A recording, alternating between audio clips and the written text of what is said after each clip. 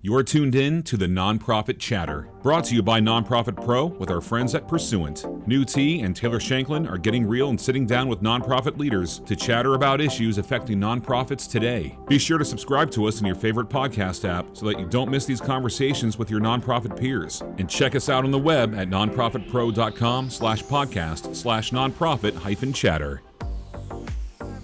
Welcome to the Nonprofit Chatter podcast, hosted by me, New T, Editor-in-Chief of Nonprofit Pro. And me, Taylor Shanklin, VP of Marketing at Pursuant. The Nonprofit Chatter will give you an insider's look on the most pressing challenges facing nonprofit leaders and fundraisers today.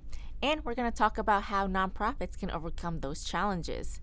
In each episode, we'll engage in invigorating conversation with industry leaders and find out what tools and tactics nonprofits need in their repertoire to help their vision become a reality.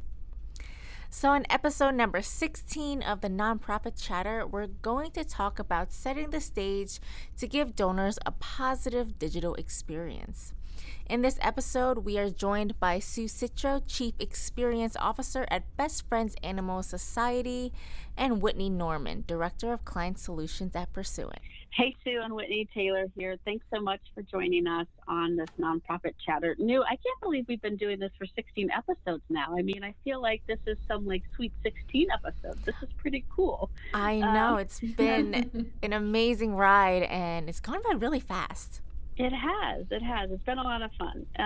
Today we're excited to talk with you, Sue and Whitney, about digital donor experiences. How are you both doing today? Hi, Taylor. It's Sue. I'm doing great. Happy to be with you today.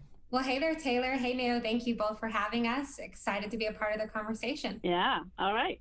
Let's get right into it. Sue, I'd like to, first off, Chief Experience Officer. I think that's an amazing title, especially as we talk about digital experiences today.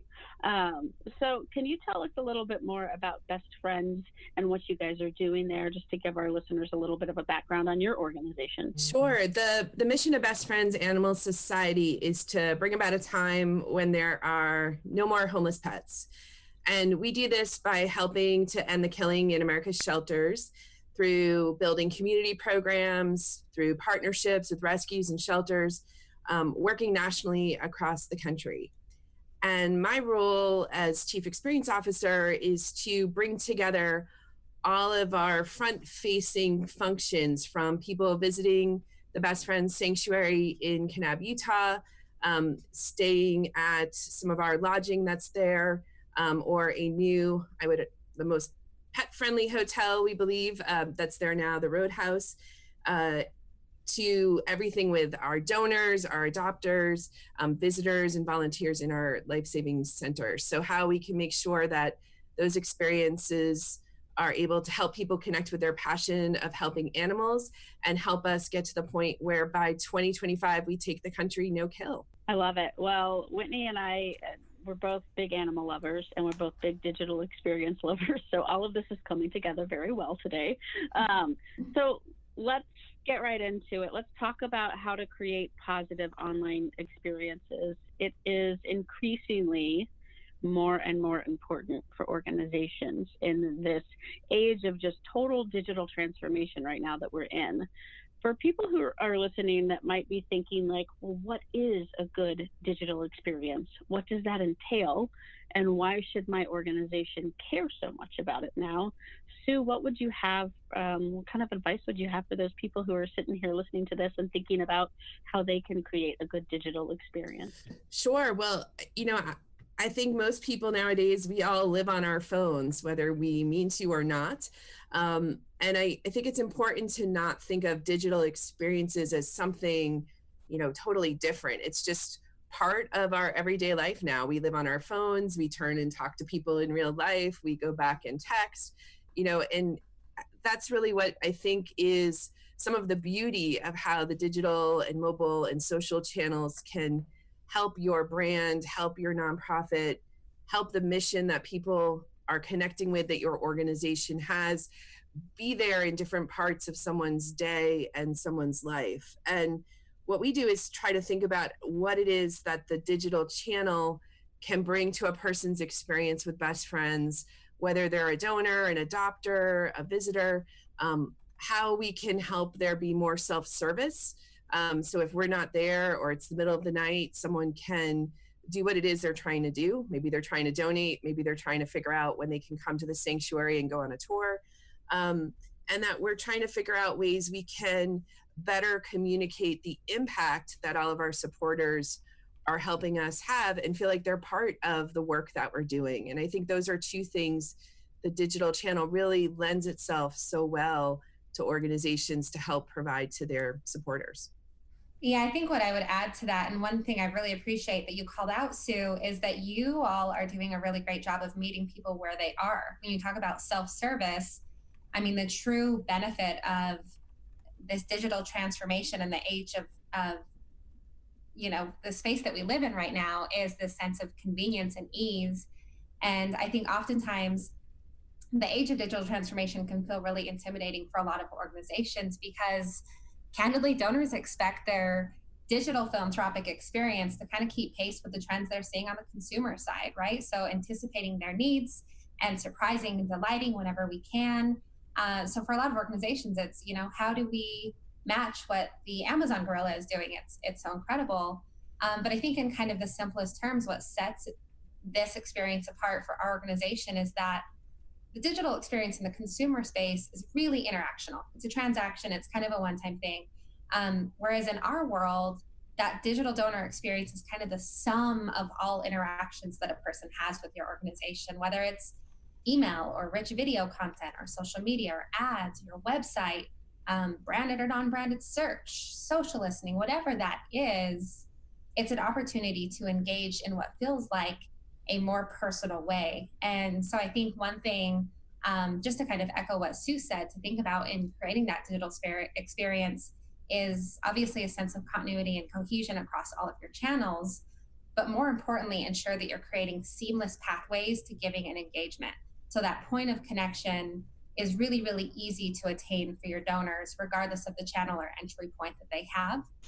So I think there's a lot of great opportunity in a more cost-effective and scalable environment in the digital space for nonprofits to start taking advantage of. Yeah, I like what you said, Whitney. I mean, personal. I think, I've been thinking a lot about this too, like how the digital space can really feel communal and, creating an online community around your cause. Can I give y'all a story? I mean, it relates back to animal shelters.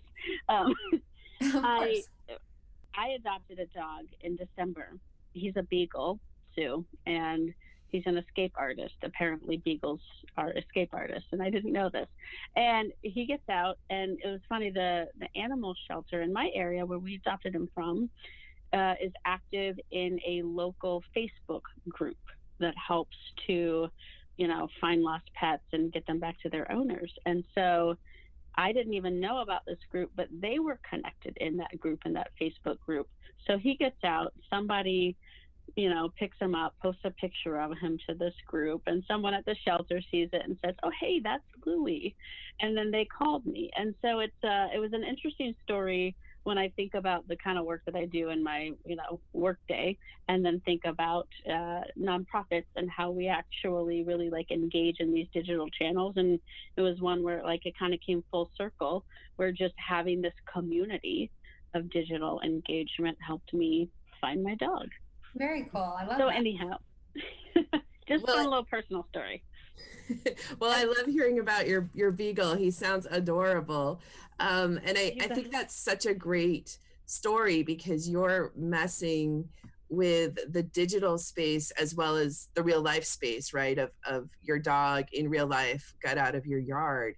And I think that is what experience is about today. I almost don't know that people always see the blurring between online and offline. And I think we're just having these experiences with these amazing tools that can make connections happen in real time, like what happened. So your dog could get back home faster than maybe some of the ways we would have helped to facilitate a lost pet, a few years back. So I love seeing that. I think that's where the magic happens, when all those channels come together. And to some of what Whitney was saying, because I think sometimes this can feel really intimidating if you're not the most, tech savvy or gadget person, you can start small and you can look for just moments where you can use email or a video or live stream, on Facebook to show something so people can connect with your mission and your organization and the work you're doing, feel like they have a backstage pass into what it's like when an animal comes in, thinking about your beagle, when he or she is lost, and what does that look like as we're trying to find his family, and just those little moments where people can see something or experience something that maybe they otherwise wouldn't. And I think that's what's the beauty is of really thinking about digital experiences and how they can enhance and mesh with our real life experience. Yeah, exactly. It all comes together, and there's these little micro moments that you have on digital, and when they mesh with the real life and the offline, it's a great mix for that full picture of what the experience is with your organization. So let's talk a little bit about Best Friends and how you guys have grown your following online. So I know you've worked really hard to earn a great reputation when it comes to having a great digital experience. Sue, can you share a little bit about that journey, what it took to get there, and any big lessons learned along the way? A lot of times I hear from folks that say, well, at Best Friends, you have amazing photographers and you have a sanctuary with 1,600 animals in the red rocks and juniper trees of one of the most beautiful states in the country. And so, of course, you're going to have people online watching cat videos and looking at your photos. And we do. Our Instagram, it's pretty fun. But I think the magic that Best Friends has really embraced and used it to grow our following and build a real community has been in focusing on the storytelling, really telling the authentic story of the animals in our care, making sure that we're reporting back impact. And also, as we're doing this, especially with social media, to think of it not as a place where we're just going to put out, the latest gala photos or the latest press release, but thinking about it as a two-way conversation. So if we're posting about an animal, we're so excited when someone says, hey, I volunteered at the sanctuary today and I got to hang out with Peter the dog and he really is that cute. I mean, we think of that as, that's for us is success when we're having that kind of engagement from people and we're able to have a two-way or three-way or multiple way, conversation and really engage our fans and followers in our work, and just in our life-saving mission. And it could be anything from helping us pick the cover for our annual calendar to helping us find volunteers to transport animals and everything in between. And I think really thinking of the internet, even though there are trolls out there, but thinking of the internet as friends and wanting to have a conversation with them. And I think that's helped us as we focused on storytelling and wanting to invite people into our mission and into our work. That's really helped us create what I think is an authentic community, where people are able to connect with their passion and love for animals and help us achieve this mission, which we're working to do by 2025. Yeah, I think a couple of things you said, authentic community. Whitney, I know that you've got a lot of experience as well in creating that two-way dialogue in the digital realm with organizations you've worked with. Do you have any additional things to layer on to that? I think what Sue said is just so true in today's world. Yeah, I absolutely agree. And, I'll even say as a donor and fan of Best Friends, because, I'm a Utah resident and an animal lover. So you all check lots of boxes for me. Best Friends does a great job of actually taking the time to understand who their audience is and building a journey catered to their ideal experience. And that is so true, to Sue's point, in the stories that they tell, because they are compelling. They are definitely meaningful to the audience that's receiving them, and really pull on sort of those emotional but also practical elements of mission impact that matter to me as a donor. And so I think kind of that initial component of just understanding your donors and what stories are going to compel them and drive them to take action is so important. And the digital space really lends itself to listen and have that two-way dialogue so that you can start engaging and creating strategy that is more tailored around who your donors are. I know in our experience, working with organizations of all sizes across, gosh, nearly every market segment, one constant that we see is that digital engagement and even online conversion really thrives when we can engage supporters in the space as our friends. So when Sue talks about that two-way conversation, that is so real. This is our opportunity to listen to what compels our supporters, our audience, our community, and apply those insights to be able to support ongoing conversion. Another thing that I'll call out that I think Best Friends does really well, and that we really advocate for with the organizations that we partner with, is to find the right balance in your communication, and especially in the digital space where you really should have kind of a 2-to-1 in terms of what your touches are focused on. And what I mean by that is the touches that you have with this audience should be weighted more towards stewardship and cultivation and building awareness of the impact of your organization than solicitation, because obviously the gifts will follow when people are moved by the impact of your work.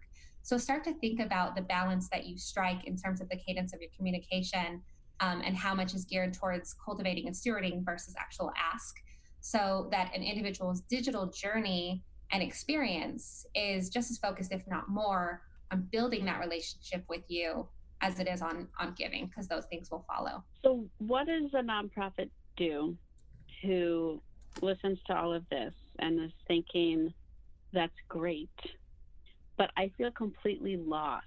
Like, how do I even just get started, right? I know I need to build out my digital brand, and I know I need to create those engagement pathways and understand my donors, as both of you have talked about.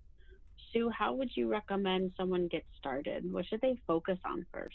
We've talked a bit today about engagement, and I do think that is in many respects one of the starting points, because people are connecting with you because of their passion, because of their commitment to the work that your organization does, because they want to be more involved. And I think if you're just getting started, an easy way to do that is to ask people why they care and what is it about your work that that draws them to it.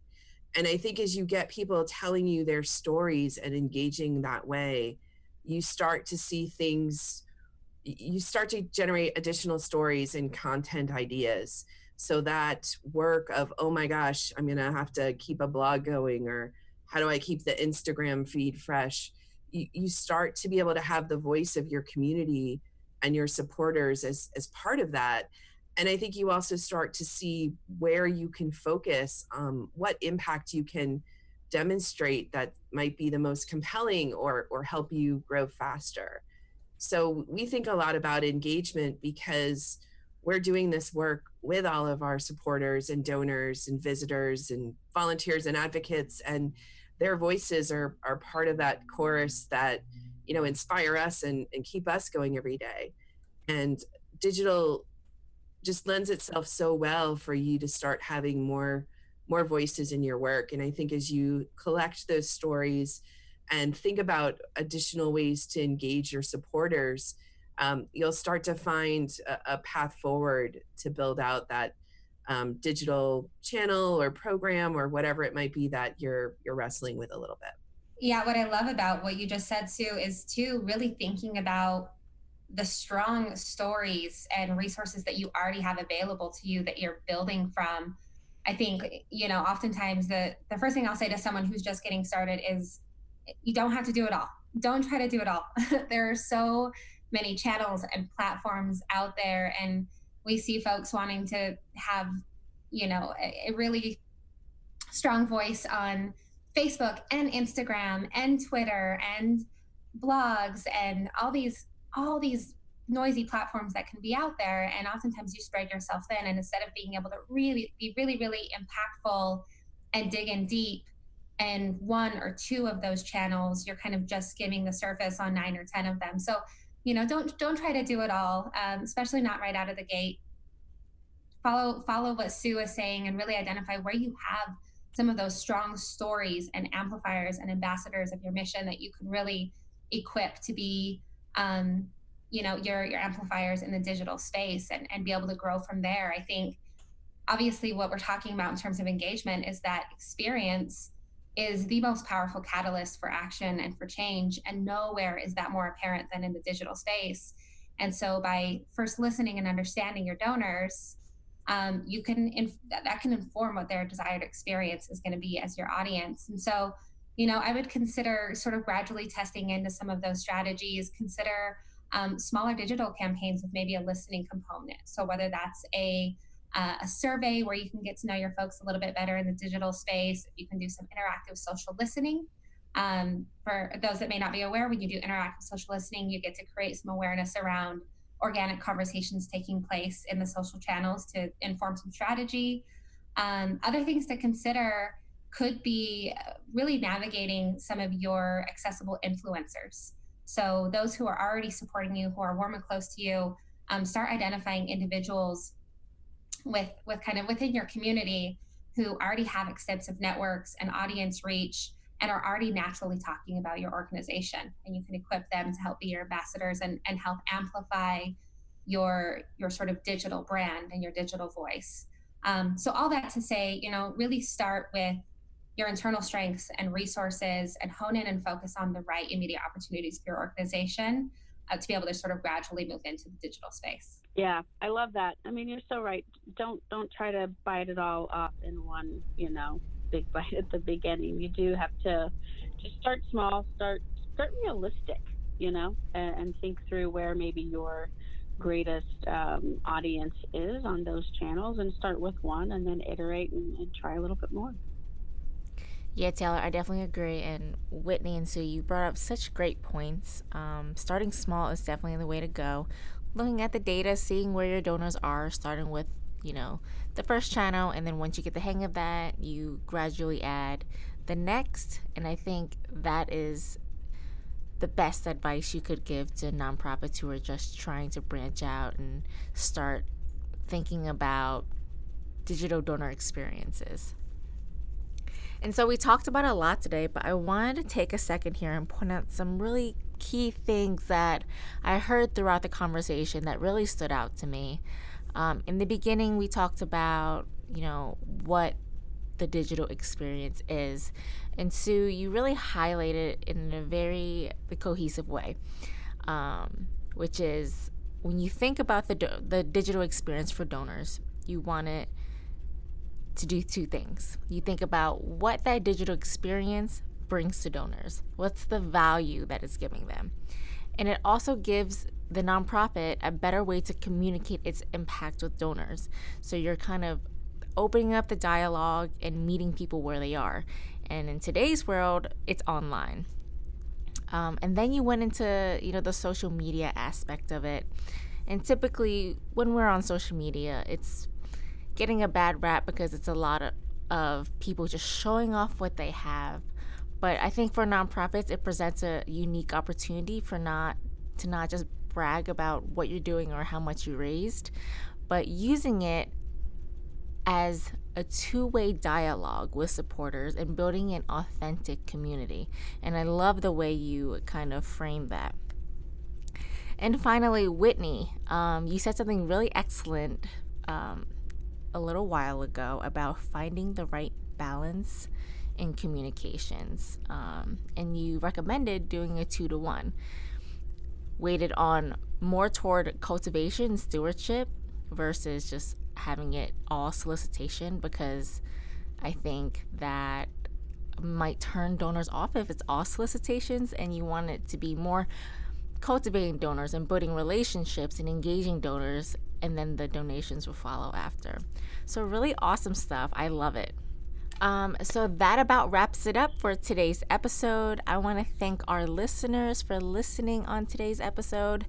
And Sue and Whitney, it's been an absolute pleasure. Thank you so much for joining me and Taylor today on the Nonprofit Chatter and sharing your insights on digital experiences. Thank you, Neil. It's been lots of fun being here.